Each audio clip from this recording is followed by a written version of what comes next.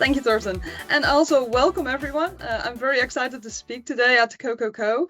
And yeah, I mean, let's see what happens when AI, and particularly Microsoft Copilot, meets messy environments, unclear structures, and users who are really excited, but not always ready to use it. Today we'll unpack how AI, information architecture, and intelligence adoption must work together, and what happens when they don't. My name is Gitta Bleijendaal. I also listen to Gitta, like from the Git from GitHub. No worries about that one. The G is really hard for everybody to pronounce, so I listen to everything. I'm both an adoption and a functional M365 consultant, so yeah, I sit just, I guess, right between IT and end users most of the time. And I also found that's actually the place where most Copilot's projects actually succeed or run amok. And that just kind of results in pure chaos. Maybe you guys recognize one of these? You know, like the PowerPoints with 6 title slides and 5 agendas because you used the wrong prompt to make something out of a Word document. Maybe the Excel sheets with numbers that don't really add up or add down, just wrong formulas, or maybe your top secret data that managed to slip into some perfect views for everybody to see. And of course, the very expensive license not being used because, yeah, we have AI at home. I use ChatGPT, I use DeepSeek or whatever. And also the classic, how many fingers do I look up? Do we have 6 fingers on our AI image or just a regular 4? Maybe 5, I don't know. But those are things that actually do happen out there in the wild, and especially when AI and Copilot aren't being used really good. So why does this happen? I mean, what are the moments that organizations actually say, hee-haw, what happened? Why does this happen? Well, first of all, Copilot actually does go wild because AI is just only as good as the structure it's being fed. In reality, many organizations just didn't roll out Copilot. I mean, this was like announced at the beginning of this wonderful event. Copilot just came around like 3 years ago. So most organizations didn't just roll it out, it just slipped in. Sometimes it was planned and sometimes, accidental.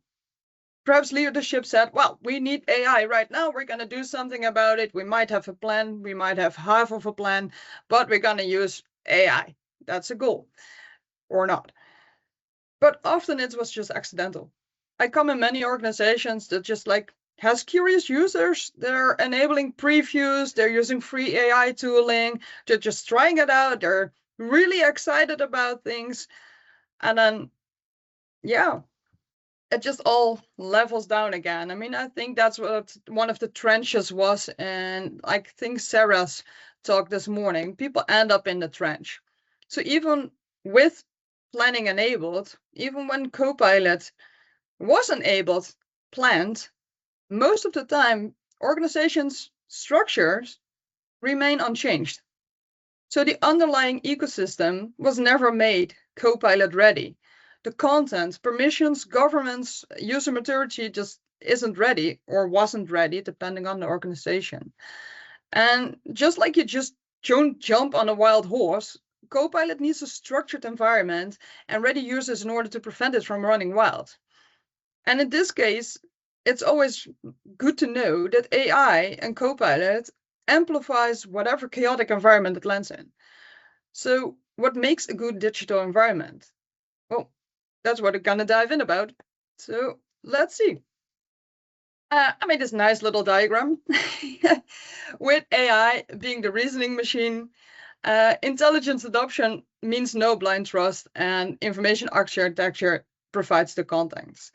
So how do these relate to each other? I mean, you see a lot of arrows, and we're going to dive in a little bit deeper about it. So what happens when AI meets AI and EA? So first one is the reasoning machine. The reason why I call Copilot a reasoning machine is because AI really depends entirely on the quality of its inputs. It just simply amplifies what already exists and uses what already exists in your digital environment. So it consumes signals and not intent. AI doesn't understand why something was created or what you meant. In other words, the map you drew, it reads that, but it doesn't read the destination you actually had in mind. It can provide you with a map, but it doesn't know what you had in mind, not the reasoning, why you wanted to create something, what you actually meant by it. It also means that it only interprets signals like words and structure. And if those signals are weak and misleading, your output and that of your users and that of your organization, that output will be weak too. So it's always good to keep in mind that Copilot and any other AI relies heavily on signals like content, metadata, permissions, and context. And with that said, it's also nice to keep in mind that AI is deterministic in behavior and probabilistic in its output. So it follows fixed rules and models every time, but its responses are statistically generated and not guaranteed truth. And we'll come back to that later, because those not wholly guaranteed truths is something that users should also keep in mind while using AI. So it means that it can be consistently wrong if the underlying data or its context is flawed. You can say each answer is just like a calculated guess and not a guaranteed fact. So all by itself, just like this little robot, AI really has no sense of what is important or current or authoritative without structure. It has just no clue what it's doing all by itself. So just like an unbridled and unguided horse, it can completely run wild with its answers.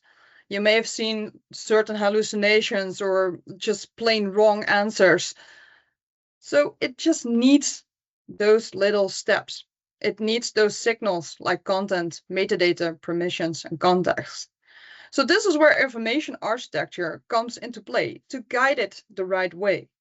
So how does that look? Information architecture is just basically simplified what AI reasons over. It provides meaning and boundaries to the AI you're using, to Copilot.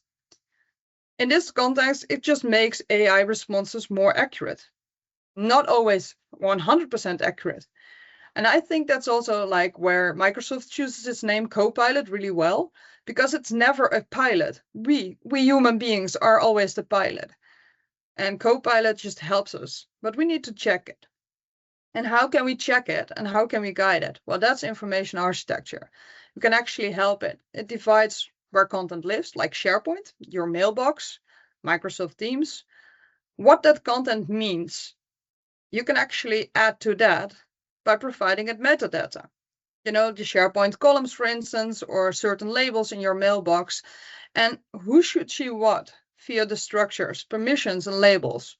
Those are really things that are really important for AI, because even though you have permissions in, for instance, Microsoft Teams, you know, you have or the SharePoint library, and I'm the director of a company and I'm very important, so I can access every type of information because I'm the director. I can do that. But if you add extra labels to that content, and we say, well, the things that are top secret, you can access those as a big director, an important person. You can access those documents.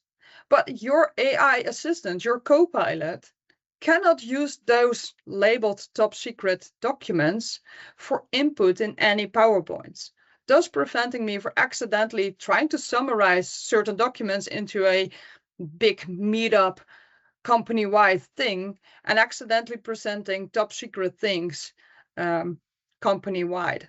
So who should see what is a really important one, and isn't just like your permissions, but also your labels and also your DSPM on the backside of Purview. So zooming briefly in on what content means, Copilot without information architecture just only sees files. It knows it exists, it's there in your library, and that's it. But with good architecture, it has an explicit definition of the purpose, scope, and authority of the content. It helps AI know when content is relevant, how it should be used, and when it should not be used.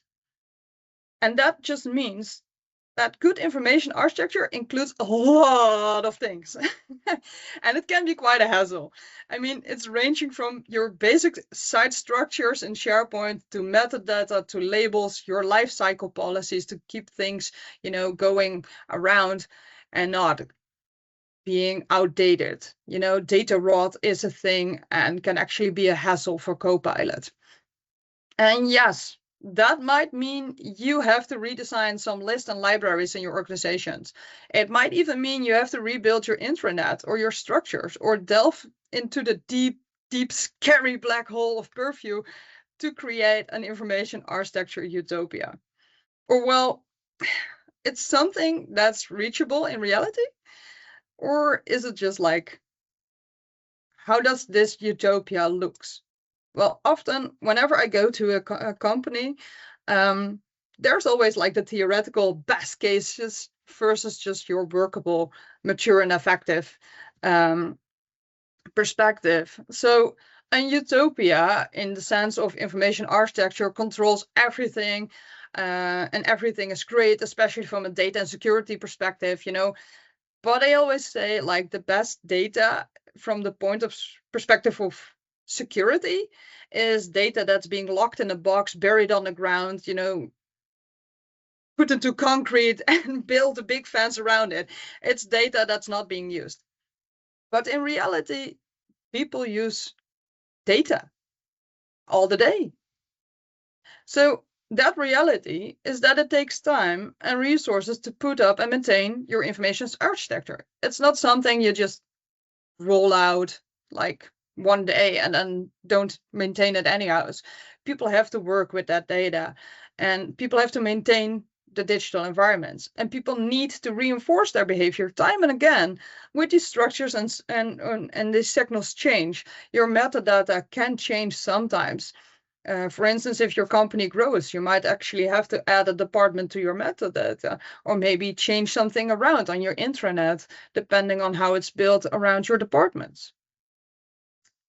But instead of controlling everything, like one might do in a utopia, in a more realistic scenario, information architecture controls what AI is most likely to reason over, the things that users rely on daily or strategically, and what must be trusted, current, and compliant. So this is where AI actually becomes mostly reasonable instead of magically perfect. And Copilot improves materially, even not universally, it just improves because it's always healthy data, it's relevant data, it's not outdated or, contradictive with each other. And also by keeping it a little bit smaller than the utopia scenario, it actually helps keep your governance becomes manageable instead of oppressive. I often find that people in organizations tend to think, well, we can do everything. We can block things with purview. We go haywire with labels. We just slap everything. Like, this is secret. This is top secret. This is very top secret. But people need to be able to maintain these environments. People need to maintain these labels. People need to be able to use those labels. And if you have 15 labels of top secret, then you don't even know what level of top secret it is. And if you don't know it, AI doesn't know it either. Copilot has no idea. So adding another little level to it, an adoption reinforces that structure instead of fighting it. So what it means is that information architecture doesn't need to be perfect to make Copilot valuable. It needs to be intentional where it matters the most. Take a look at your libraries, take a look at your data, and think, what does people actually use, and how do we want Copilot to be able to use that content? Do we want it to use it or not? And doing something in your information architecture is always better than doing nothing. So if you don't do anything in Copilot, Copilot may confidently just use, summarize, or create wrong content. And every time until those signals in your information architecture change. So if something changes in your metadata, or even if you add a little bit of metadata, it just changes its output for the better. And as we all know, that AI confidence that we all know can trick even the best of us. Let's be honest. Sometimes we just have an output and think, hell yeah, this is good. I'm gonna use that. But if you just think for a little second, you might actually discover, like, what's it based on? If you ask those questions, well, this is actually where information architecture meets the other EA, and that is our intelligent adoption. Because even if we have the most lovely information architecture, we're still dealing with people.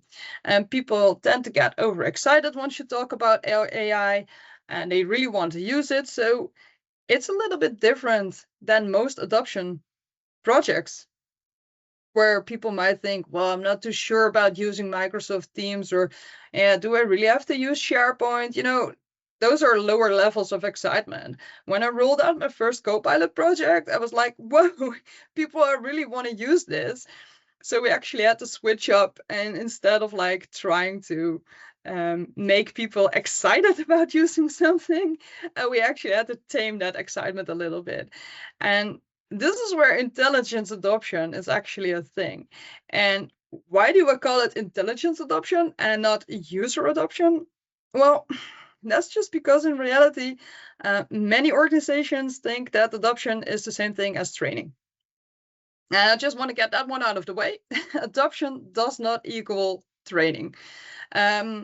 Often I just find that organizations think, well, we have one little training, click here, click there, stuff does stuff, and it's all pretty, ain't it? And that's just it. That's it. Go back to work. Just go work with it, and you'll figure it out. Just clickety click around a little bit. But people are just people. People are afraid to sometimes use something. People are overly excited when it comes to AI. And just throwing one little training or a bunch of self-study videos at your face doesn't equal, I know what I'm doing with this project. I know what I'm doing with Copilot. And like we already saw in previous sessions, they already said, like, there are many levels. I know that Sarah also had a really nice survey about what kind of things you think equals good adoption. And then it was just like the question was already popped, how about a mixture of stuff? Well, that's actually what it is. And I can tell from experience that just like one little training does not work. It doesn't work for your users, and it doesn't work for Copilot either. Adoption is really about sharing habits, about choices, about boundaries.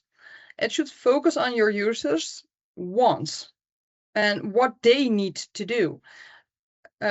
We need to use Copilot is not a goal of your organization and is not a goal of your users, but looking at how they work, what their work processes are, and deep diving into that and thinking, okay, when you start your day, you have like a meeting, and how do you prepare for that meeting? How do you know what to prepare for? How do you summarize that meeting? And how do you actually improve on that? Set out actions and tasks for each person in that meeting.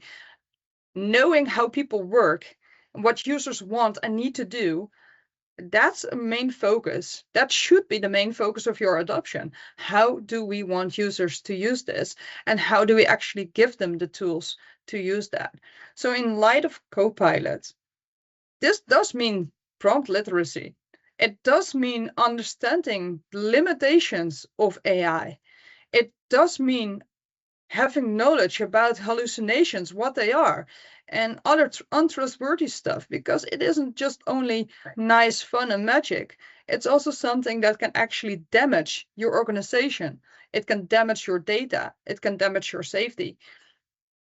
So you want to know, what do we want to do? How can we improve their day-to-day work? Those are questions we need to ask in our own organizations, or if we implement Copilot in other organizations. Just ask, okay, how does your day-to-day work look like? And do you know how to prompt good enough? And is your information architecture good enough to support that? So it means becoming aware of what AI is and what it can do, the desire to use it correctly and to want to use it correctly, and not using DeepSeek because, well, I'm used to that, or ChatGPT, which can, I don't know, maybe reach your data in an unsafe way.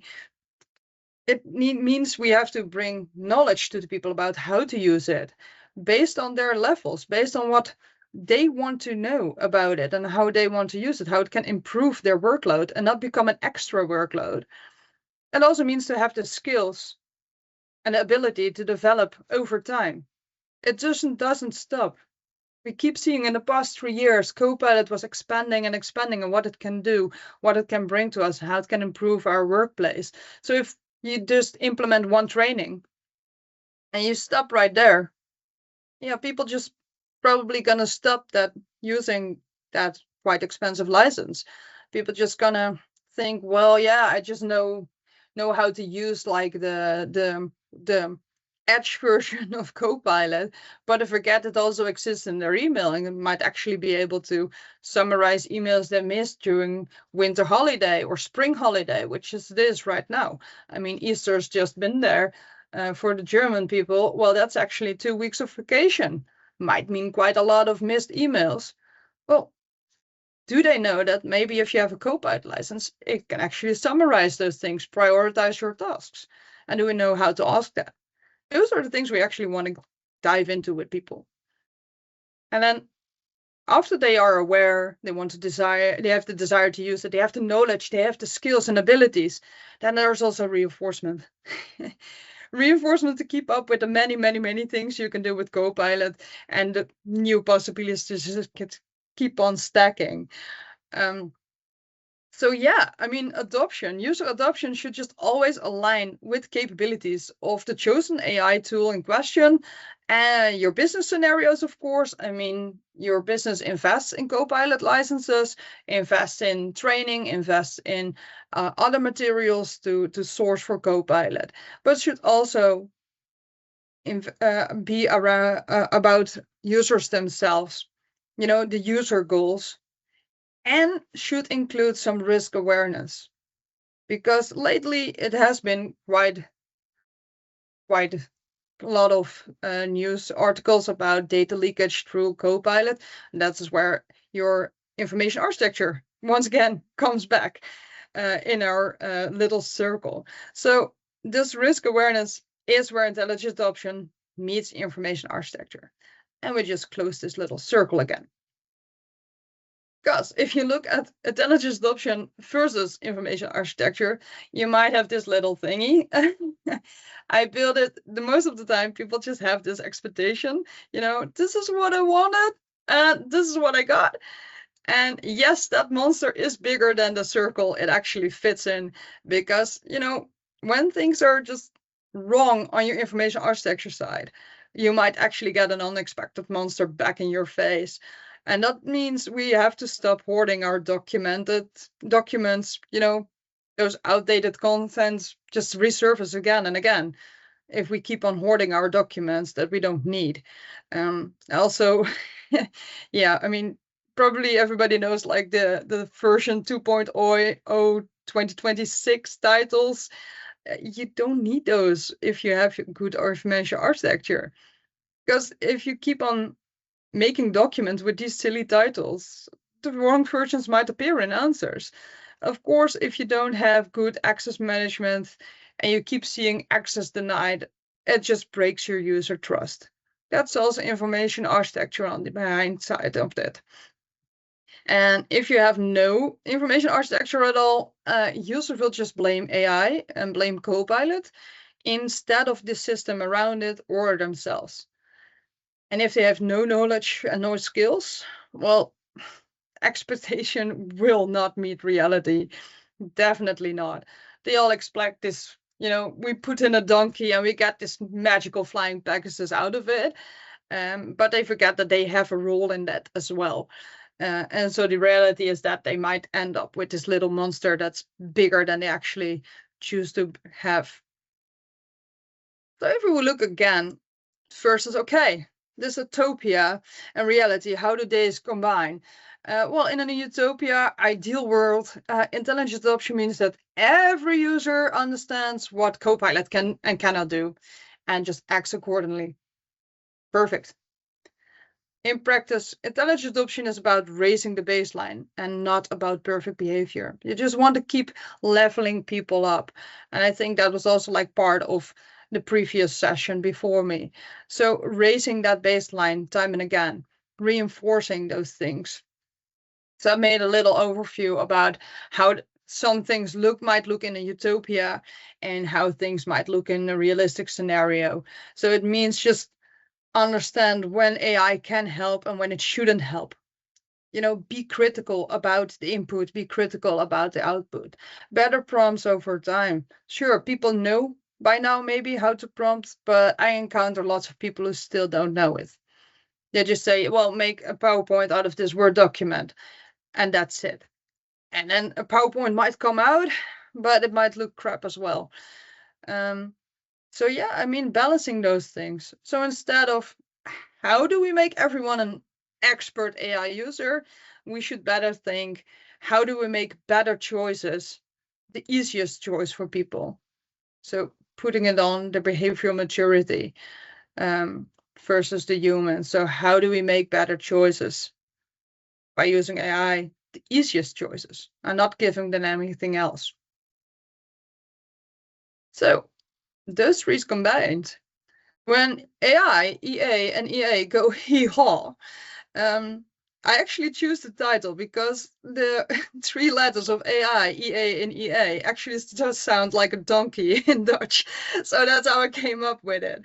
But when they go hee-haw, it just means that good information architecture doesn't make AI smarter, it makes it more reliable. And users don't need to know exactly how AI works, but they must know how to safely work with it. And content quality just improves when people understand why this structure matters. So, of course, they don't like filling in the metadata columns in SharePoint. It's also like, yeah, they have to do something extra. They have to do something extra. They have to choose a little blurb in a SharePoint library that says, well, this is this type of document.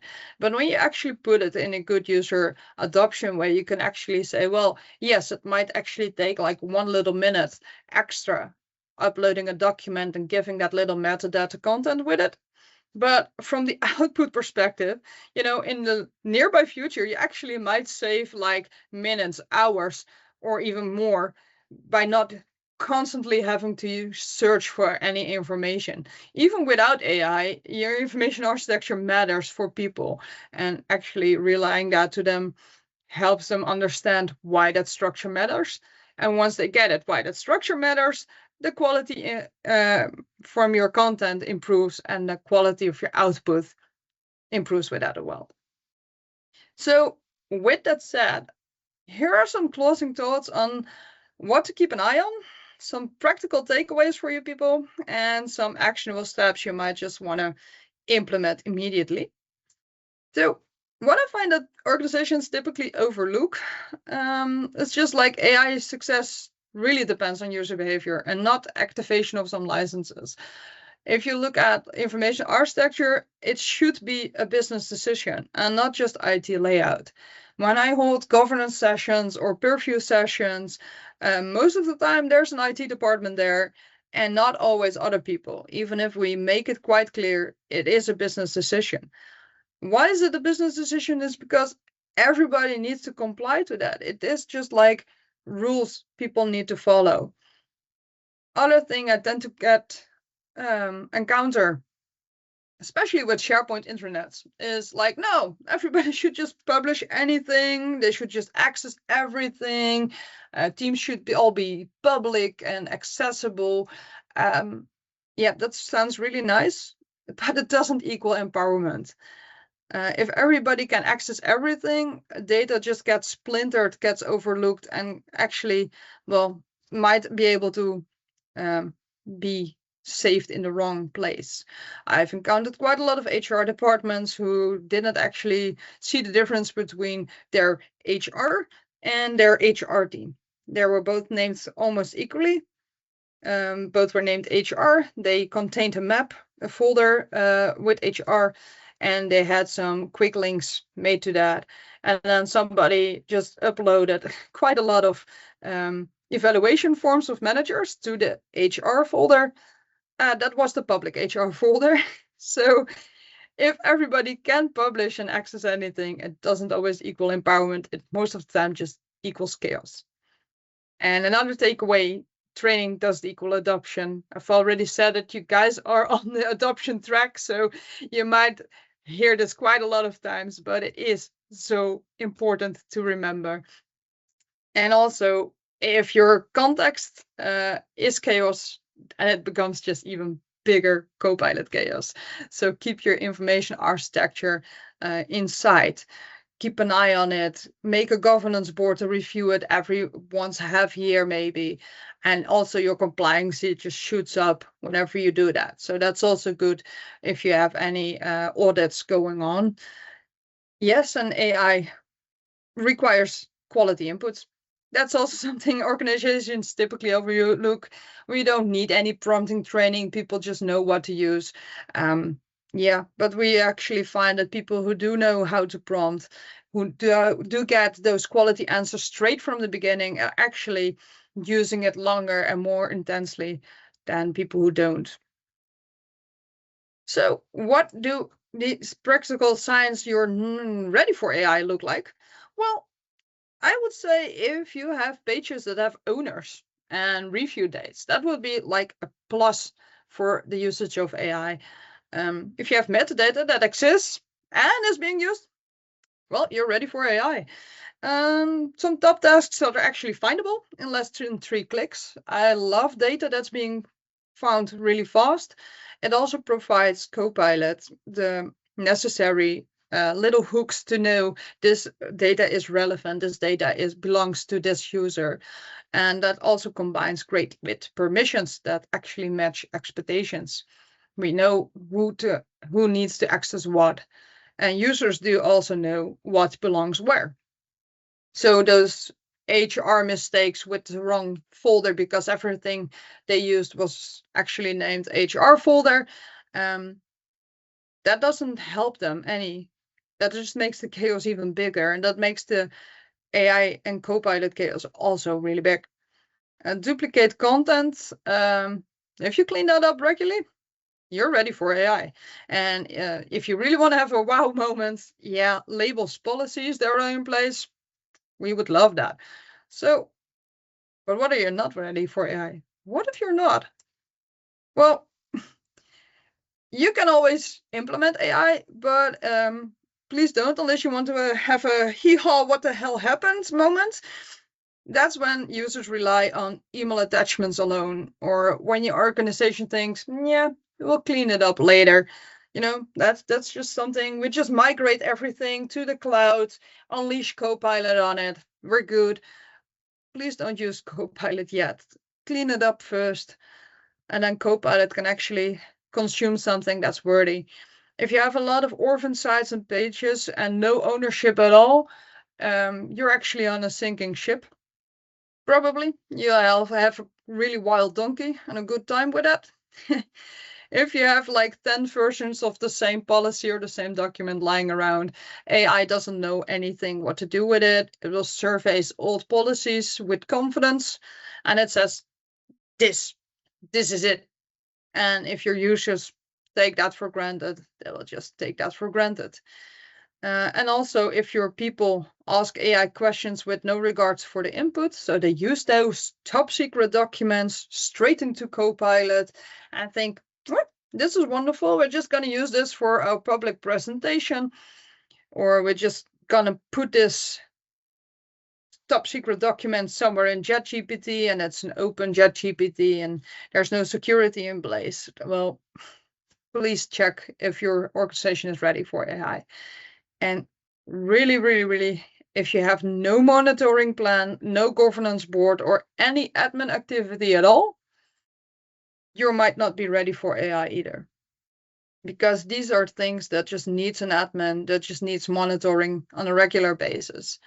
And that also enhances your compliancy with audits. I get lots of questions about compliancy, especially with AI booming, Copilot booming, and on the other side, there's just like more law and regulation, more security, data security awarenesses.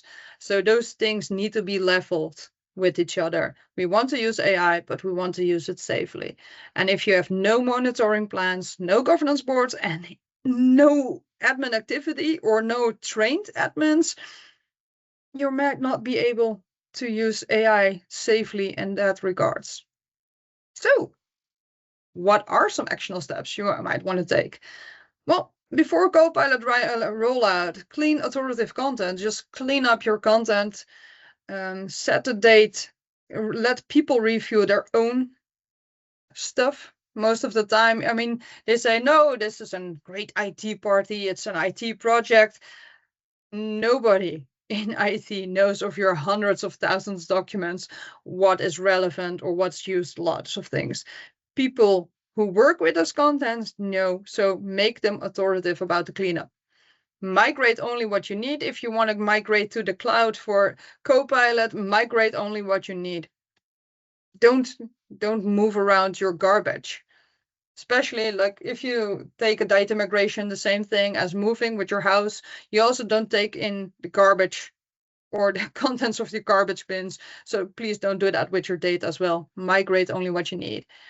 Add some task relevant metadata that people can actually rely to, make them company wide if possible, assign ownership and train those owners in what their responsibilities are, and build adoption habits. Not just training, build small repetitive habits. And if you look after rollout of, for instance, your new information architecture structure or Copilot, monitor its uses, monitor its feedback, give people a meaning to give feedback about its users or about how they think, well, I was trying to find these documents, use these documents, Copilot can't reach them, and check, reiterate time and again that behavior, adjust your information architecture to the behaviors and adjust your user adoption, your intelligence adoption to these behaviors, and reinforce your content hygiene. One of the things I really love to do, if you look at, reinforcing your content hygiene, so your information architecture with intelligent adoption, I love to do is like the simple lifecycle management for Teams or SharePoint.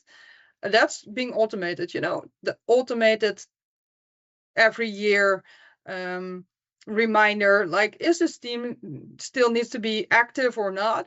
If you combine that with some owner cleanup tasks, if you say, well, you as an owner get this reminder every year, and it's a good point for you to not just press this button from, yes, my team still needs to exist in the cloud, but if you combine that with a little cleanup tasks, they will keep that content fresh and ready to use for Copilot. So with that said, these are some actionable steps, some tips you can actually imply for going. And I would just say, go from hee-haw, what the hell happened, to hee-haw, let's go with Copilot flow. So thank you all for joining me on this part. I'll just pop into the Q&A hereafter. If you want to follow me on LinkedIn, I place some QR codes there. I just hope I gave you a few ideas to make sure your AI doesn't start braying or doesn't run wild or kick in your users or your information architecture. I just love to hear your questions and experience. Please feel free to connect with me on LinkedIn. Maybe hook me up with a question later. And if you like, fill in my feedback. I'm sorry I had to make that joke. Just fill it in if you want to. Thank you all so much, and I hope to see you in real life on one of the upcoming events like Experts Live or the Collab Days in the Netherlands. So I'll just pop straight back to the Q&A if there's anything there. Let's see. Not so many questions, I would say, Not so many unfortunately. questions. But perhaps some of the attendees have some questions for you.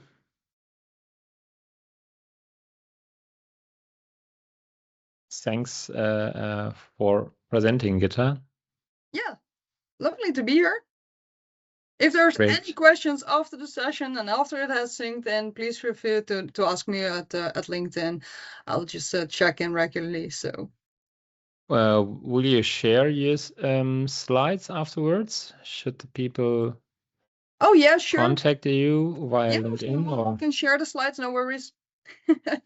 Might have Perfect. PDF with speaker slides because my my slides tend to be quite content heavy with the pictures, but I can break them down into little PDFs, so that would be able to send cool, it yeah. more quickly. Yeah, sure. Cool. Yeah.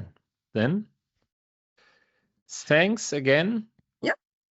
And looking into